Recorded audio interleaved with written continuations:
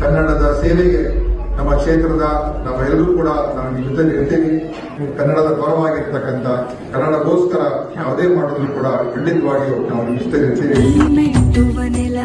ಕರ್ನಾಟಕ ನೀನೇರುವ ಮಲೆ ಸಹ್ಯಾದ್ರಿ, ನೀ ಮುಟ್ಟುವ ಮರ ಶ್ರೀಗಂಧದ ಮರ, ನೀ ಕುಡಿಯುವ